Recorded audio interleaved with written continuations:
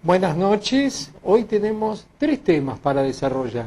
En primer lugar, como habíamos anticipado la semana pasada, el martes 6 de noviembre se realizaron las elecciones en los Estados Unidos y se dio el escenario más previsible. Triunfó Obama con una diferencia mayor en términos de del cuerpo de electores a lo que preveían las encuestas, que hablaban de un final muy reñido, y no fue tanta la diferencia en el voto popular. El voto popular, Obama sacó apenas un 1% más que Mitt Romney, pero más de 100 electores con relación al candidato republicano. En realidad lo que están demostrando estas elecciones en los Estados Unidos es que los sectores más desfavorecidos por el neoliberalismo, cuando participan en los Estados Unidos, logran derrotar a los republicanos. A Obama los votaron las mujeres, particularmente las mujeres solas, los negros, los latinos, no porque Obama pudiera ser una solución a los problemas de estos sectores más pobres. Lo votaron porque Mitt Romney era la encarnación del mal para esos sectores.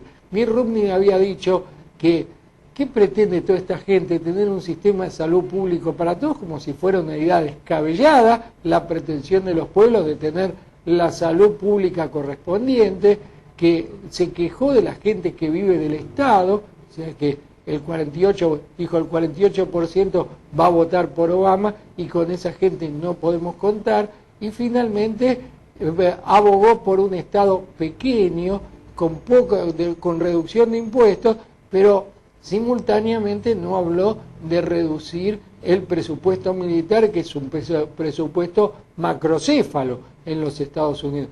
Quiere reducir los impuestos, quiere reducir el déficit fiscal y aumentar el gasto militar. Un verdadero contrasentido. ¿De dónde sale todo esto? De recortes a programas sociales. Entonces, los beneficiarios de planes sociales, los sectores populares en los Estados Unidos, no tenían a Obama entre sus candidatos favoritos, pero no tuvieron más remedio que votarlo porque detrás venía lo peor. Las perspectivas para el próximo gobierno de Obama son más o menos las siguientes, tal cual habíamos analizado la semana pasada. En el orden internacional no va a cambiar absolutamente nada. La continuidad de la política belicista de los Estados Unidos va a seguir con Obama o con Mitt Romney. Lo que sin duda sería una diferencia es el hecho de que en América Latina, particularmente en los gobiernos progresistas, hubo una marcada predilección por el triunfo de Obama. El comandante Hugo Chávez dijo, si yo fuera norteamericano, votaría por Obama. Y tal vez haya habido alguna forma de acuerdo no explícito entre Obama y Fidel Castro, lo cual nos podría dar a comprender las medidas tomadas en tiempos recientes por el presidente cubano Raúl Castro, hermano de Fidel, quien liberalizó la salida de cubanos hacia el exterior. Y también flexibiliza la entrada de visitantes del exterior. ¿Qué significaría todo esto? Que ha cambiado generacionalmente la composición de la población latina en el vital estado de Florida, que fue ganado por los demócratas.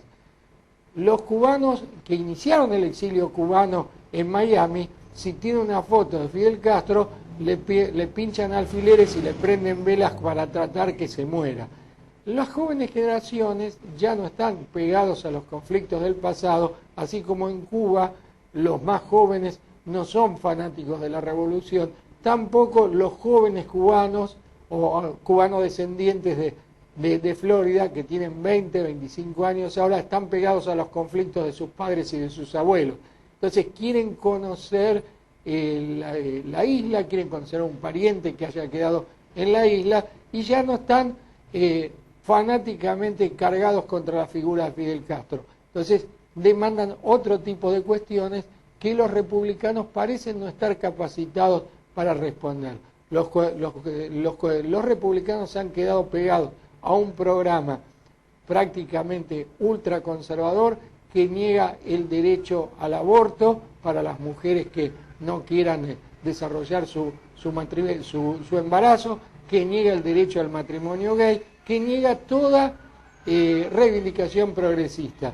Y la sociedad norteamericana se expresó en términos de que la mayor parte de los estados de las dos costas votaron por Obama. La mayor parte de los estados del interior, más pequeños y más conservadores, votaron por Mitt Romney. Y terminaron de hacer la diferencia en los estados industriales, que no se olvidaron que Obama puso mucho dinero para salvar la industria automotriz en lo peor de la crisis en el año 2009 durante su primer año de mandato. En política internacional no va a cambiar mucho, pero en política interna es posible que haya algunos cambios en el sentido de que haya mayor intervención del Estado en la economía, mayor intervención del Estado en beneficios sociales para la población y también que se le pongan límites desde el Estado al libre accionar de los capitales financieros. Mayores controles para Wall Street se podrían esperar.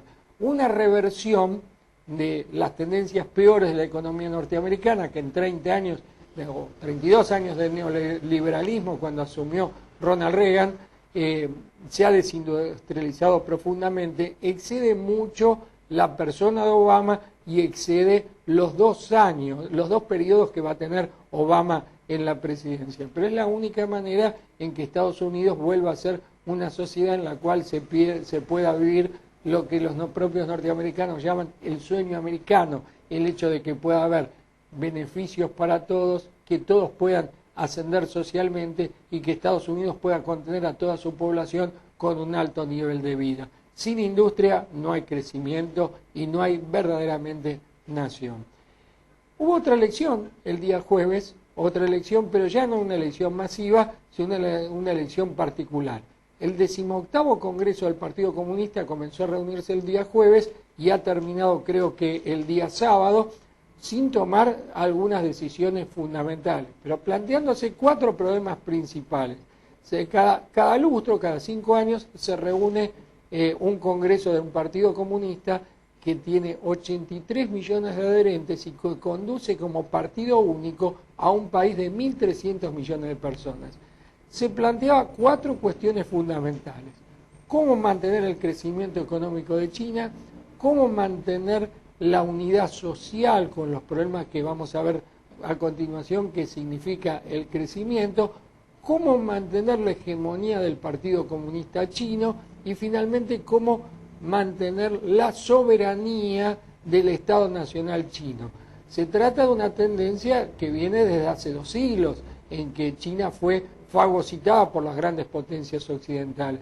Entonces, la revolución que comenzó en 1912 o 13, cuando se funda el Partido Comunista Chino, termina en 1949 con el triunfo del ejército guerrillero de Mao Zedong, y una de sus finalidades fundamentales fue la creación de un Estado nacional chino, expulsando a todos los invasores extranjeros, las potencias occidentales y Japón, que había invadido China en 1941. Durante cerca de 20 años, China creció. Existe en la economía la expresión tasas chinas, que habla de la tasa de crecimiento chino, que es impresionante.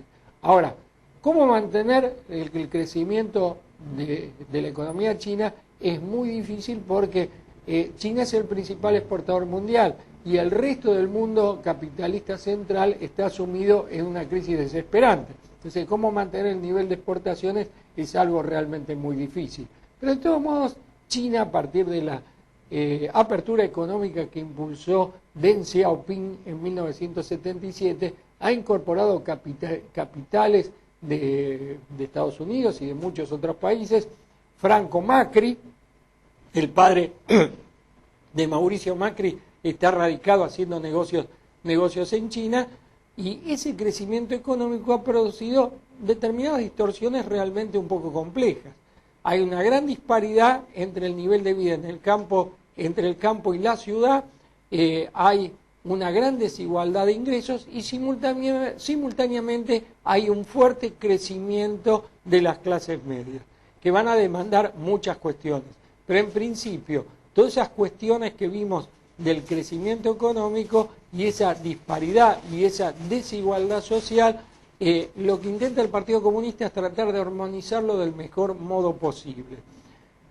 ¿Cómo mantener el tercer problema, la hegemonía del Partido Comunista en una sociedad que se está modernizando, que está creciendo, que se está abriendo al mundo y simultáneamente tiene que haber demandas de democracia. En China hay muchos problemas muy complejos. Hay demandas nacionales como el Tíbet, que está anexado a China, hay demandas de libertad política por parte de las clases medias. Cualquiera de nosotros tiene acceso a Facebook o a YouTube. En China hay las redes chinas parecidas al Facebook y sistemas de video como el YouTube, nada más que chinos. Está bloqueado el ingreso de páginas, de determinadas páginas de Internet a través de la versión china de Google, porque no desean que haya mucha libertad política. Hay mucha tensión entre las necesidades de democratización que quiere la sociedad y lo que está dispuesto a permitir el Partido Comunista, lo cual abre toda una serie de interrogantes que no van a ser resueltos a corto plazo. Es una tensión que se va a desarrollar durante muchos años en China. Pero hay ciertas aperturas democráticas que merecen destacarse. Ya no es un sistema puramente autoritario. Hay cierto respeto por la autonomía de la sociedad civil.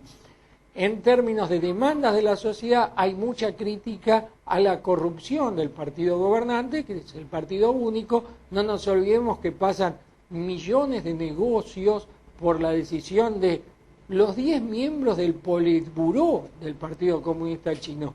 El presidente saliente, que se llama Liu Jintao, está acusado de tener una fortuna de varios miles de millones de dólares. El primer ministro Hu Jintao tiene también acusaciones del mismo tipo. Uno de los que se postulaba para la sucesión, Bo Liuyan, que era dirigente de una tendencia maoísta del interior de China, fue defenestrado por acusaciones de corrupción y de asesinato que se le adjudicaron a su esposa. Entonces el equilibrio entre las distintas tendencias asegura que en el corto plazo va a haber muchas tensiones entre las distintas fracciones del Partido Comunista, que han llegado a un acuerdo, pero que se trata de un acuerdo siempre inestable. Hay por lo menos tres tendencias. Hay una tendencia que es la de los llamados príncipes de la revolución, hijos de los dirigentes que hicieron la revolución, la que se basa en el dominio territorial, dirigentes de algunas secciones, por ejemplo Shanghái, que es muy fuerte en términos industriales, y hay otra división que hay entre aquellos que se denominan ultraliberalizadores y que por lo tanto son ultraliberalizadores en lo económico, pero que a su vez son más autoritarios en lo político, contra aquellos que quieren mantener la preeminencia del Estado en la economía y que son partidarios de una apertura democrática limitada. Contra lo que se cree en Occidente, las principales empresas de China siguen siendo empresas estatales, a pesar de que ha habido una gran apertura hacia el capital extranjero. O sea, no hay que olvidar nunca, como argentinos, que el principal socio comercial de la Argentina es China, el principal comprador de productos argentinos es China. Entonces tenemos que estar muy atentos a lo que ocurre en China. Y cerrando la columna de hoy vamos a hablar de un país muy pequeño, de Nicaragua, en el cual hubo elecciones el mismo domingo pasado, el domingo 4 de noviembre. Y arrasó el Frente Sandinista de Liberación.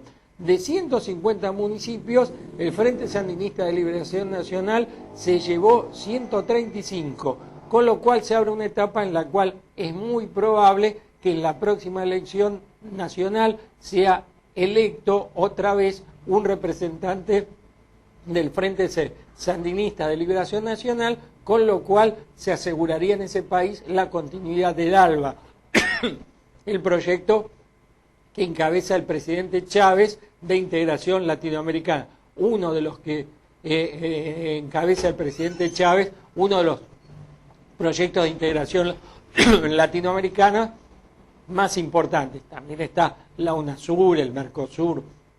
Bien. Y para ir terminando mi participación de hoy, primero lo que no aparece en los medios. Lo que no aparece en los medios fue que en el cacerolazo del día jueves 8 se dijo que le pegaron, y se dijo y se mostró, que le pegaron a un periodista de C5N, pero le pegaron a muchos periodistas. Es un contrasentido, es un atropello a la razón, como diría Discépolo, que en un cacerolazo que se hace por la libertad de expresión se les pegue a periodistas. Y le pegaron a muchos periodistas, lo cual fue profusamente oculto por los grandes medios de comunicación. Solo se habló de la piña que le dieron al periodista de C5N. El alpargatazo internacional es para Anders Fogh Rasmussen, secretario general, aparte es un general danés, secretario general de la OTAN, que en la reunión de parlamentarios de países miembros de la OTAN propuso que la Organización del Tratado del Atlántico Norte intervenga abiertamente en el conflicto de Siria, apoyando a Turquía. O sea que por un atajo legal o ilegal, la OTAN se dirige a ampliar su intervención guerrerista en Siria, con lo cual va a complicar la situación no solo de Siria, sino que también va a desestabilizar lo poco de estable que hay en el Medio Oriente. En este momento se está avanzando muy fuertemente hacia una mayor agresión israelí sobre la Franja de Gaza, una verdadera prisión a cielo abierto, de lo cual creo que vamos a hablar la semana próxima, y también se habla de que cuando en enero se legitime a las nuevas autoridades de Israel, luego de la intervención, luego de las elecciones anticipadas que se van a hacer en ese mes en el Estado israelí, se viene la guerra con Irán, un panorama realmente desolador. Y el cacerolazo nacional va a ser compartido por dos periodistas de una caradurez sencillamente asombrosa. Joaquín Morales Solá y Mariano Grondona, y hay otro más que ya me acuerdo quién era, Carlos Pani, los tres columnistas del diario La Nación, dijeron que el cacerolazo del 8 de noviembre fue la manifestación de masas más grande de toda la historia de la democracia recuperada que tenemos desde 1983. Falso de toda falsedad, porque hubo menos gente que el 13 de septiembre. Pero además esos señores, ¿dónde vivían cuando fue Semana Santa de 1987 y hubo 2 millones de personas en la calle? El cacerolazo de este jueves 8 no hubo ni el 10% de personas que hubo en la Semana Santa del año 1987. De todos modos, la discusión sobre el cacerolazo no es de una cuestión de cantidad. La gran discusión es cómo quieren resolver los problemas que demandaban los manifestantes. Porque dicen que hay problemas, pero no dicen cómo responderlos. Dicen que hay inflación y se lo reclaman al gobierno. Si les molesta la inflación, tendrían que interpelar a las grandes empresas, que son las que aumentan los precios. Y si tienen un programa antiinflacionario que no sea bajar el consumo de los sectores populares, que lo digan. Me parece que no tienen ninguna alternativa de gobierno y por eso son capaces de hacer un cacerolazo contra la inseguridad junto con el doctor Barreda, asesino de su esposa, de su suegra y de sus 2 hijas. No mató al perro y al gato porque eran machos. Ha sido un gusto estar con la audiencia esta noche y nos estamos viendo la semana que viene.